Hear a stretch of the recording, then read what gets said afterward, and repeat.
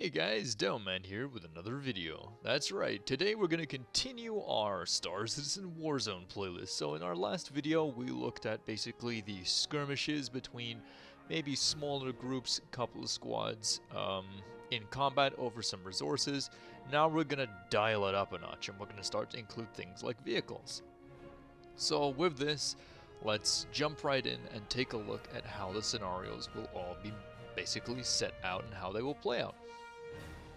So first of all, we're going to have to take a look at why these two forces would be fighting, and this is the reason I wanted to leave the bunker stuff and for now basically. Instead of having it in the last video, I really wanted to draw focus on it now.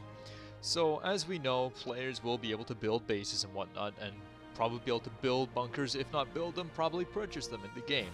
Because as we know, players will be able to purchase nodes. Nodes are things such as giant factories, all sorts of things like this, depots, and all sorts of other various types of buildings like that, and it's more for the organization side of Star Citizen's gameplay. But yeah, there's so many things you can purchase. As we know, we can build outposts and stuff, but that will be expanded on. As we already know, they are expanding on it, so you can build sort of mining outposts now, and like so all sorts of weird natural gas kind of extracting outposts, and even trade hubs. So there's a whole lot more coming down this road, you could say. So let's have the Team A be the defenders, and Team B will be the attackers.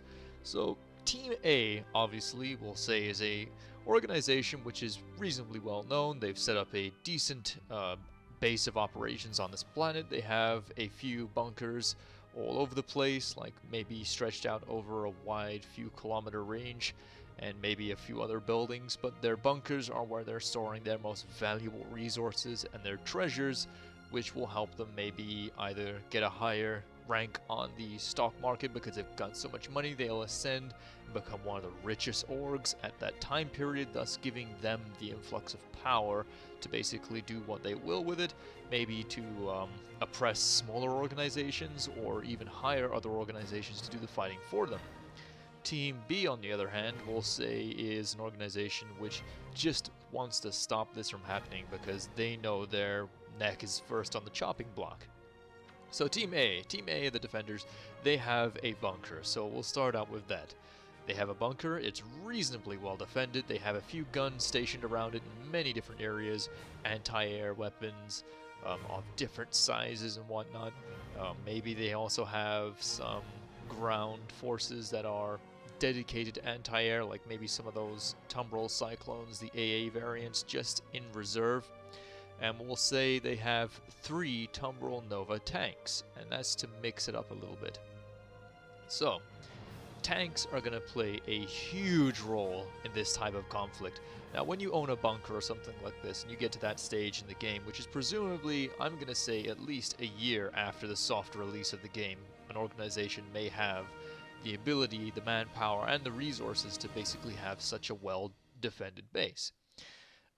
They have maybe got an extremely rare mineral they've been collecting for a very long time because they know that there's going to be some sort of surge in the stock market because of maybe some event that's going to happen in the verse, a scheduled event you could say, and they can make a whole butt ton of like cash or credits you could say on these materials.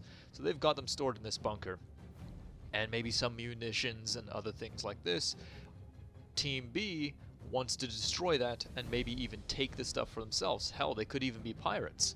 So in this scenario, Team A has got so far a bunker heavily defended with anti-air weapons. They have 3 Tumbril Nova tanks, 2 Tumbril Cyclone AA anti-air vehicles, and let's say they have a couple of dragonflies, you know, for reconnaissance or whatever, or quick response between different buildings. Now this is their main military might outpost. This is where they have all their military assets. We'll give them 2 squads of individuals, not including vehicle operators, so that's 2 squads of guys who are dedicated to infantry combat. Okay, that's a reasonable amount you would say, and I would agree. So Team B needs to have something to be able to crack open this fortress. Now, this is where tactical escalation comes into play, and this is going to spiral out of control very quickly. especially with these assets already on the field. So Team B, we'll give them maybe a Tumbril Nova tank, 1. Okay, so they don't have as many of the resources, but what they do have is air superiority. But unfortunately, because of the anti-air planetary defenses, well, the defenses of the bunker at least, they might be, you know, at a little bit of a disadvantage, you'd think. Not necessarily. Okay, so Team A doesn't have any fighters available. They're the defenders. They don't have any like aircraft they can suddenly call upon because maybe they're all doing other things and they're too far away. Team B, however, does have the air superiority as they are the attacking force, so they're coming from off-world. That gives them the advantage of attacking this place from any number of ways. They can attack it from any angle. This is not, as we know, Star Citizen is a open world game. It's not a game where, you know, you have to go down a map like in Battlefield or something, and then you have to go through all the many chores of taking outpost A and outpost B to get down the line before you get killed by the no-go zone. But yeah, this is Star Citizen, where it is basically as realistic as you could possibly get for a game of this magnitude. So, okay, so they have a Tumbril Nova tank. What else do they have? Well, they have a lot of light and fast vehicles, especially because they're carrying them from off-world. Here's something I really want to get through to you guys is when you have all these heavy vehicles and these lumbering behemoths and things like this, you might think, oh, Tumbril Nova tanks, I'll just buy 3 or 4 of those. What you need to remember is, right now, cargo weight is not calculated in the game. When it is eventually calculated into the game, ships will struggle to just even take basic materials from A to B. Carrying vehicles, you're going to be carrying lots of light and fast stuff initially, especially if you're on the offensive. You're going to rely on your speed, and then maybe bring something heavy in to draw maybe 1 or 2 tanks. But yet again, that requires even more power, more people to do such things. It requires bigger ships, and thus the risk of loss goes up even higher. So these guys are going to be coming in. They've brought a Tumbril Nova tank, and they're ready to, like, you know, rock out with that thing. But they don't know the enemy's defenses too well. They haven't assessed the situation properly. However, what they do have is a bunch of Titan suits, as I covered in the last video. So they have a reasonable amount of anti-vehicle and definitely anti-troop capabilities. So we'll give them 5 Titan suits. Okay, so what else would they have? They would have a couple of the Tumbril Nova turret variants. So they'll probably have 2 of those. Okay, so now these forces are starting to look a little bit more even Stevens in terms of, like, you know, capabilities. Okay, so in this scenario, it's going to come down to 3 things. You might think, oh, that's just basic firepower, you know, like these guys have got skill on the other guys, but what it might actually become is a war of attrition, and basically become a siege. And this is where medical gameplay comes to the forefront. You need medics to sustain this kind of a combat. If you do not have medical equipment or medical experienced players, because as we know, the medical profession will involve a mini-game of trying to patch someone up when they get critically wounded, before you can take them to a medical facility where they can be healed. So the attackers, Team B, aren't stupid. They've brought a couple of Apollos with them, and they know exactly what they're going to be doing with those. Those are to fix up the guys who ended up getting basically wounded and whatnot, so they can get them straight back into the fight as soon as possible. Team A, however, didn't have the resources for this. They didn't think it would be necessary to keep some of this stuff behind. Maybe they have a few medical supplies, very basic stuff, but not much. Now, Team B has these Apollos, and since the troops also have now got the morale boosts, I mean, let's be honest, if you're going into basically a siege warfare scenario, you want to have a medic on hand, just in case the off chance you don't get perma-killed instantly. You'll be able to be fixed up and then maybe go back into the fray. So that'll give the attackers here a little bit more confidence. Confidence is key in these types of conflicts. Now, if 2 forces are at a stalemate, and they are at basically a complete stalemate, they've been fighting for a while, the team that rolls the dice and pushes, even though the chance of a complete and utter annihilation of their forces, is the one who wins. Confidence is king in these types of situations. So we're going to give both teams some reserves. We won't come into that just yet. So, troops. As a person who's interested in first-person combat in this type of scenario, if you are interested in this type of combat, then you want to have the best equipment that you can utilize possible, because there's no point in you carrying dedicated medical equipment if you have medics with you. It allows you to carry more things like grenades, ammunition, all these types of other supplies. So Team A, they've got decent armor, decent armaments. We covered some of those in the last video. Maybe they have a couple of grenade launchers, they have a few railguns, they've got a bunch of stuff stored away in their stockroom. They have a bunker, basically. So as Team B approaches, Team A will obviously be notified by them basically either entering the planet's atmosphere if they have a radar array of some kind. If that's not capable, then they'll notice them definitely when they get in radar range on the horizon. So, we'll set the scene. Team A is defending this place, and they've heard maybe a rumor or two that someone's coming to attack them. Hell, it's approaching the time where they're going to be selling all their goods, so they're going to be on their guard. Team B is ready to attack. They have a couple of their turreted Tumbrel Cyclones racing down the field. Tumbrel Nova is trundling in behind them relatively slowly, with some guys in Titan suits walking alongside it, and a bunch of troops behind it, maybe a couple of squads. They also have air superiority.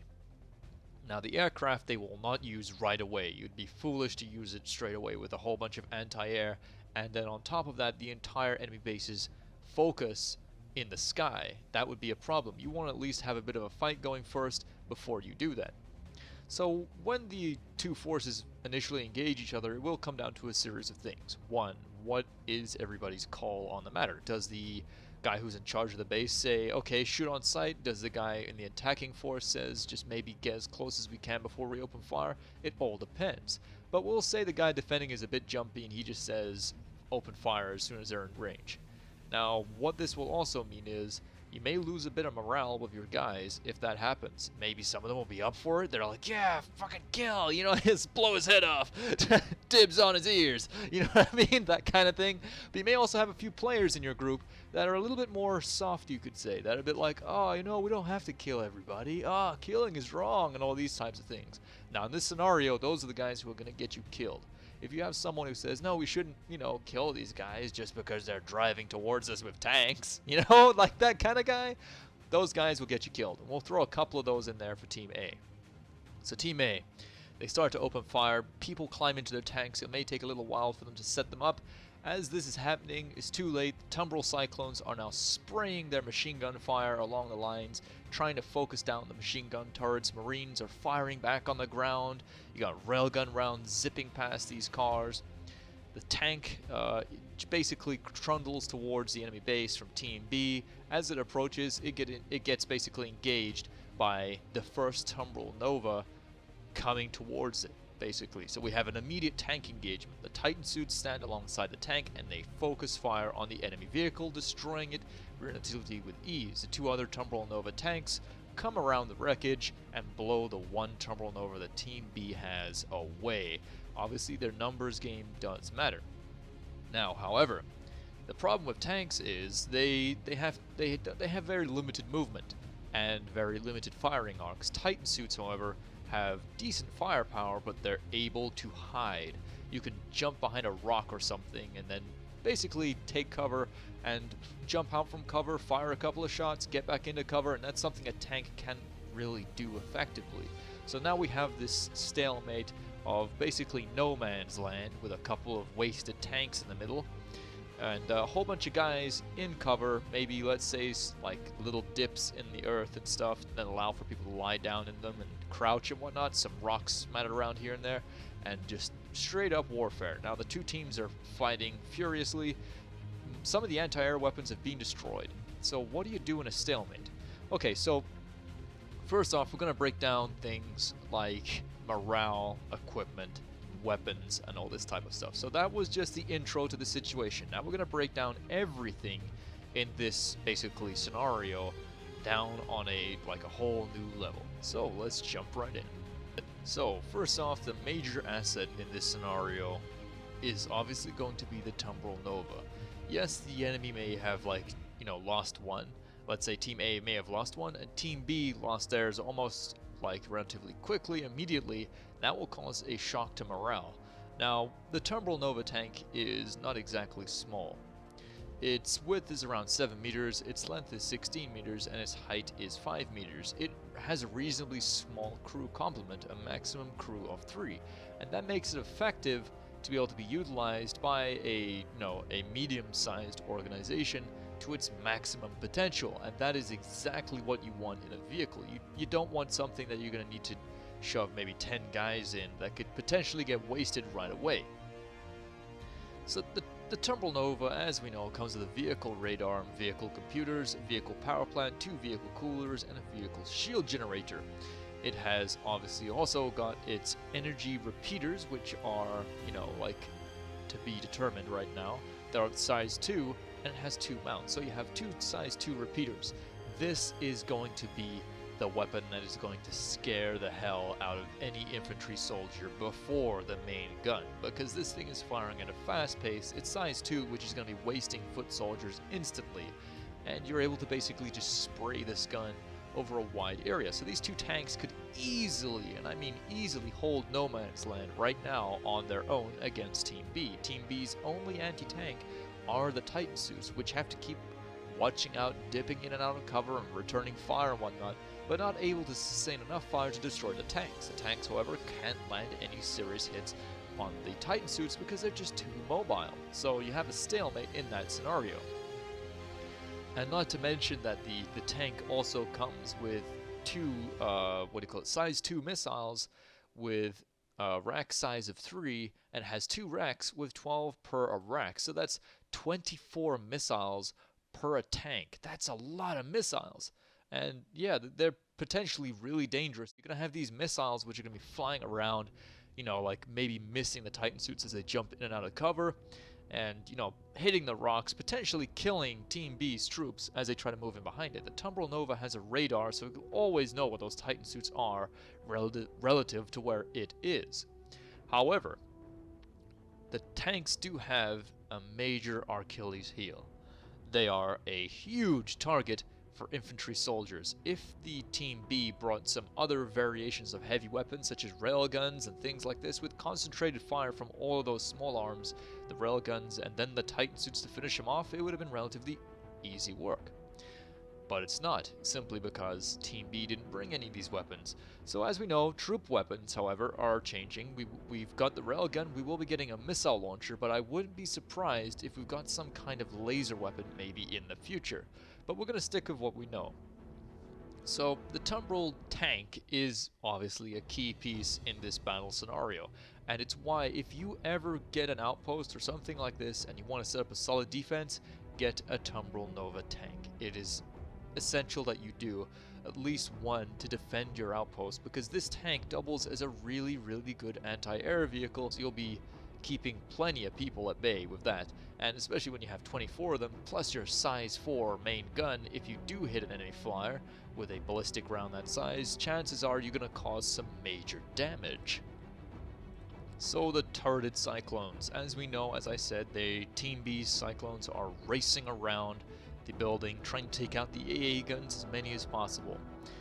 But the other thing they also have on their, basically as a pro instead of a con, is the fact that they're very quick. They're quick, they've got a decent turret, they're basically the Warthog equivalent, like Halo Warthog equivalent in Stars Citizen. It comes with the vehicle radar, vehicle computer, vehicle power plant, vehicle coolers, vehicle shield generators, maybe a vehicle fuel intake, and a vehicle fuel tank. It has a size 1 turret. Now this is a ballistic gun, as we know, and it's going to be rat-a-tat-tatting away at its enemies. It's a small target though.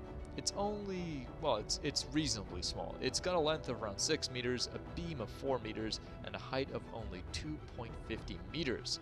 It's quite small, and it's very light, which means you could potentially carry quite a few of these into battle. You could have an entire cavalry division made of just these cars if you are on the offensive, and you could cause a whole lot of damage. You could basically, essentially, you could do a cyclone rush, where you just spam a whole bunch of these things if you have the guys to man it, and then it's only 2 guys per a car, so if you have a group of 10 guys, that's 5 cars right away.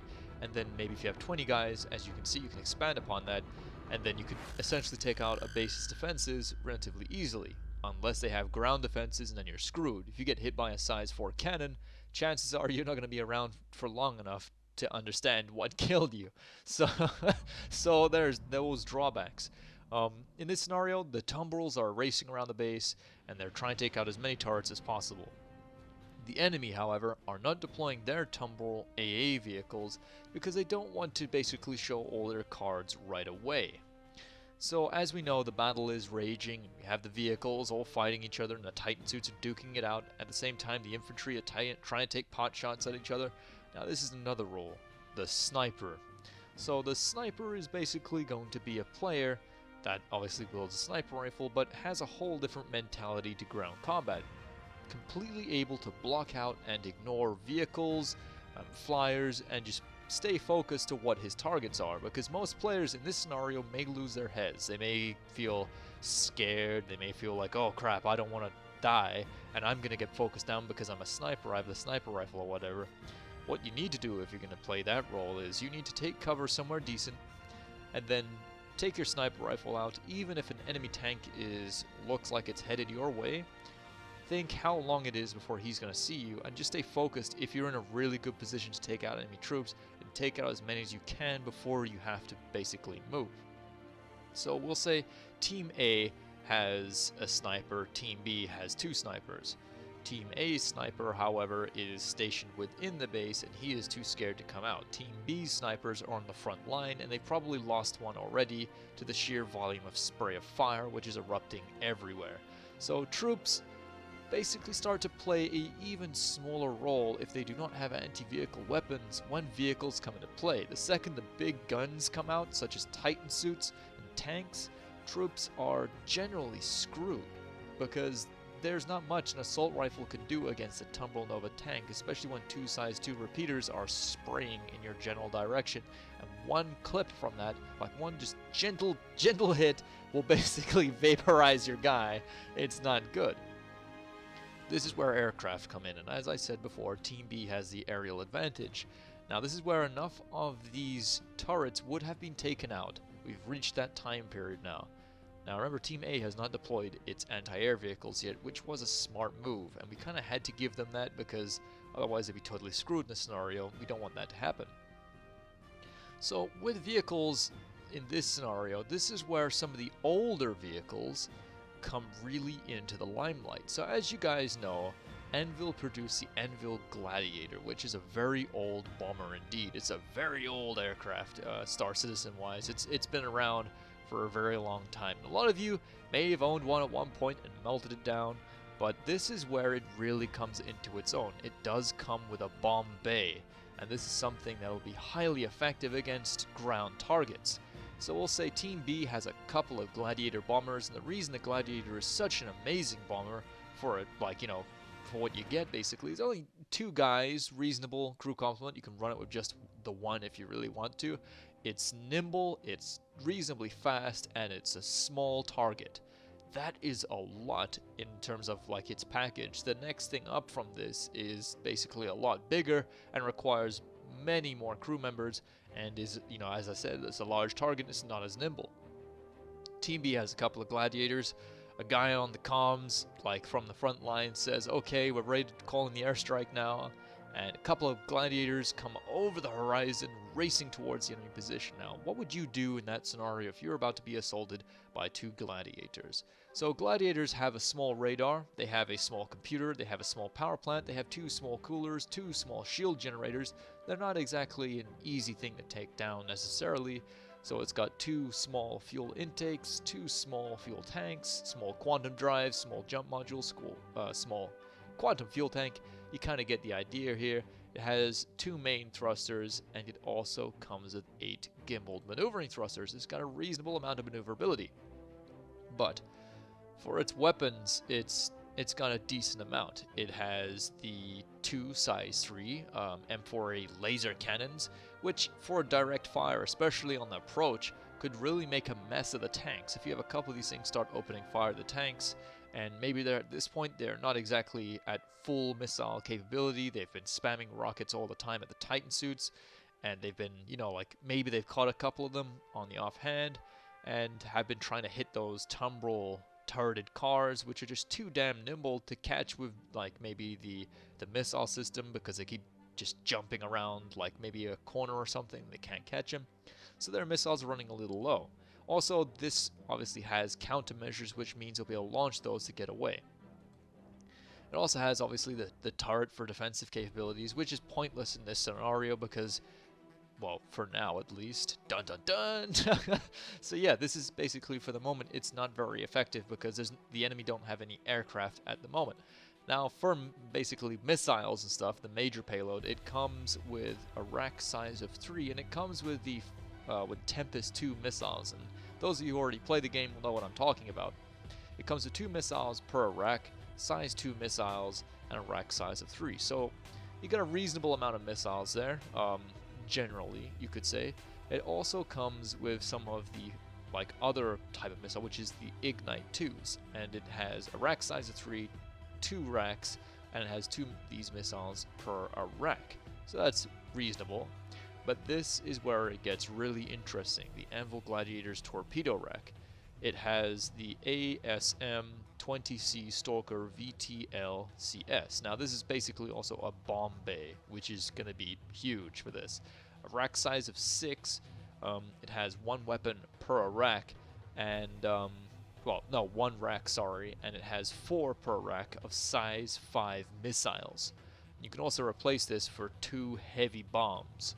So what happens in this scenario, you might be wondering. Okay, I'll lay it down for you. The Gladiators are coming over the horizon. At this point, they've dedicated all their troops and their spare guys to the front line, so they can't necessarily get the tumbrils out, their AA tumbrils, because everybody is fighting at this time period, and they're doing everything they can to defend their base. Guys are basically calling other members of their organization from Team A for reinforcements and help and all this types of stuff. But Team B is just really hard on the offensive, and they've got this stuff all ready to go and waiting in the wings. So Team B's Gladiators zoom in, they open fire with their laser cannons at the tanks. It's hard to hit something even the size of a tank when you're moving at high speed along a planet's surface, and you don't want to hover or go slow because you don't want the tanks hitting you because it could be disastrous. So the bombers fly over with their first pass, spraying at the tanks, hitting it maybe a few times. At this point, the tank drivers may get a little bit distracted. They raise their attentions to the skies. The repeaters start firing at the bombers as they approach, and this is where the Titan suits will really shine. They should run forwards at this point. If you hold back at this moment of opportunity, it's over. Titan suits rush forwards, start focus firing a tank. As it then realizes it's under attack, it takes out maybe 2 Titan suits. The enemy team are now running dangerously low. They only have 2 left, and that's it. You know what I mean? Like the fight is on. The enemy Tumble Nova is incapacitated, not destroyed, just knocked out basically. Maybe its main weapon has been you know, basically deactivated by enemy fire, and it's become mobilized. The crew at this point now become foot soldiers or die. You have to defend yourself in these scenarios, and the tank becomes basically like a bunker. The remaining 2 Titan suits then try to dip back into cover, and one of them gets picked off by the other Trumbull Nova tank as it was just not quick enough. So Team B is now really running low on offensive capabilities. They do have their bombers, which at this point will be circling around for another pass. As they're circling around for another pass, the 2 Tumbrel TRs come racing around to basically get back into the fight instead of dipping in and out and firing at AA guns, and they will wreak havoc amongst the lines, you could say, where the troops are. Unfortunately, they make the bold mistake of thinking both Tumbrel Novas were destroyed, and the Tumbrel Nova easily eliminates both of the Cyclones, killing them outright. And its missile rack is now completely spent, it's empty. So Team A has the 1 Tumbrel Nova tank left. It also has its Cyclones, untouched, unharmed. Running dangerously low on manpower at this point though, maybe only 5 guys left, retreating to the very walls of the bunker and firing out from the doorway. A lot of ground has been lost. Their tank is now reversing back towards the bunker, and they've lost a lot of ground. Team B, however, has lost a crap ton of resources. They've lost their tank, they've lost a whole bunch of Titan suits, are down to just the 1, and they've lost a lot of manpower in this skirmish. Now, this is where Team A, funnily enough, will get the advantage and be able to swing it back around in terms of defense. Defense, when you basically condense into a small area like this, when you have smaller resources and you bottleneck your enemy, that's where things really start to go your way. However, You gotta remember, Team B still has 2 gladiators. The gladiators will be now freely able to basically eliminate any ground vehicles or, ground assets that the enemy has that are not basically back in the main compound yet. And we'll say they have a couple of guys, stragglers, maybe the tank crew from the first Tumble Nova that are running back towards the bunker. Team B at this point will be full opportunity to pick off those 3 guys with their snipers and their aircraft. However, Team A did ask for reinforcements, and this will be where these guys now come into play. So Team A's reinforcements, we'll give them, let's say, a couple of Gladius fighters. They're not the best, and they're definitely not the worst, but they're a little bit of a ways out. They're maybe about, I don't know, let's say we'll give them 5 clicks out. They're on their way at reasonably high speed, but they're within the atmosphere of the planet, so they're going not exactly too fast because of drag and all that stuff. So the fight has gone on now. We'll have to say at this point it would have obviously gone on for at least maybe 2 hours real time, maybe even longer. You may be thinking, how the hell can a battle engagement last that long? Well, even now in the alpha, I've had a scenario happen where it was like a long sort of siege warfare with my organization. We held down the drug lab back when it was popular, and we basically managed to hold it for, I think it was 4 hours real time, and I did record it, so I'm going to see if I can put that up at some time on the channel. And we were under siege from pretty much everybody on the server. We were just trying to stop the criminals from selling their drugs. But conflicts can last a very, very long time, especially if you're sitting on something that someone else wants and they have a reasonable amount of manpower and resources to get it. They will do anything in their power to get it, unless they lose all of their resources, and then they're kind of done. They're spent. It's empty. It's over. So Team B's gladiators come racing back in, and they drop 2 bombs directly on the bunker, causing serious damage to the superstructure, but missing the enemy tank. And this now is a issue. The enemy tank is now ready to basically attack things freely. In order for these gladiators to effectively destroy the tank, they would have to be put at a serious risk, which is not acceptable. Team A's AA Cyclones now come racing out because the guys have fallen back to the main building. They're able to get in these vehicles, and they spread out and they head straight in the direction that the bombers went. And they see the bombers coming back, and they just turn back around to align themselves with it, and they fire their missiles, and they knock one of them out of the sky. It hurtles towards the ground, collides with the ground just in front of the enemy base, and explodes, detonates in glorious fashion.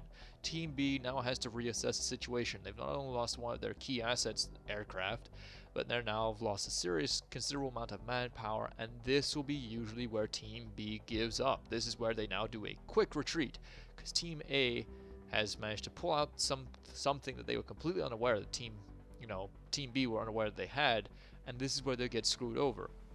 The Tumbrel AA, like Cyclone, is a very dangerous beast. It is a monster in this type of scenario, because if it's sprung on an enemy that is completely unaware of it, then it has a tremendous effect. And you might be wondering, okay, how dangerous can a Tumbrel Cyclone AA be? Well, it comes with an EMP, which can knock out land vehicles and aircraft, and all these types of things. So it has a vehicle radar, vehicle computer, vehicle power plant, vehicle coolers, vehicle shield generators, vehicle fuel intake, and vehicle fuel tanks. Weapons, it has one size 1 EMP device, and it also has 2 size 2 missiles, which are reasonably effective. Now, size 2 missiles, you might be thinking, are not the best thing for taking out aircraft, but it's rumored that the Cyclone's missiles are going to be dedicated EMP rockets, which could be very interesting. You don't necessarily have to kill something with straight out fire, but you can knock it out the sky and then let gravity do the rest of the job for you. Especially since you've now disabled the enemy vehicle's shields, it'll hit the ground and detonate.